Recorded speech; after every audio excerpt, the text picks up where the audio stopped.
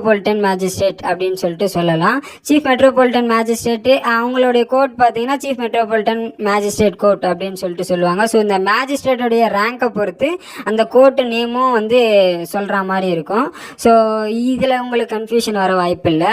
So அடுத்து chief metropolitan magistrate கோர்ட்டுக்கு அதை விட ஹையர் அத்தாரிட்டி கோர்ட் எது அப்படின்னு சொல்லிட்டு பார்த்தீங்கன்னா செஷன்ஸ் கோர்ட் அப்படின்னு சொல்லிட்டு சொல்லலாம். சில இடத்துல வந்து city civil and sessions court அப்படின்னு சொல்லிட்டு இருக்கும். ஸோ அந்த இடத்துல சிவில் கேஸும் பார்ப்பாங்க, செஷன்ஸ் கேஸஸும் பார்ப்பாங்க. செஷன்ஸ் கேஸ் அப்படின்னு சொல்லிட்டு என்ன அப்படின்னு சொல்லிட்டு பார்த்தீங்கன்னா அது சீரியஸான கேசஸாக இருக்க மாதிரி இருக்கும். லைஃப் இம்ப்ரெஷன்மெண்ட்டு அபோவ் 10 years பனிஷ்மெண்ட் கொடுக்குற மாதிரி இருக்கிற கேசஸ் எல்லாமே செஷன்ஸ் கோர்ட்டுக்கு தான் போகும். ஸோ அதுதான் வந்து ஹையஸ்ட் கோர்ட்டு. அதுக்கப்புறமேட்டு உங்களுக்கு ஆப்வியஸாக தெரியும் ஹை கோர்ட்டுக்கு வந்து அப்பீல் போகிற மாதிரி இருக்கும், இல்லை ஹை கோர்ட்டுக்கு ஒரிஜினல் ஜூரிஸ்டிக்ஷனும் இருக்குது. ஸோ ஹைகோர்ட்டுக்குன்னு சில கேசஸ் வரா மாதிரி இருக்கும். ஸோ அதுக்கு மேலே வந்து என்ன கோர்ட் இருக்குன்னா சுப்ரீம் கோர்ட் இருக்குது. இது வந்து உங்களுக்கு தெரியும். ஸோ நம்மளுக்கு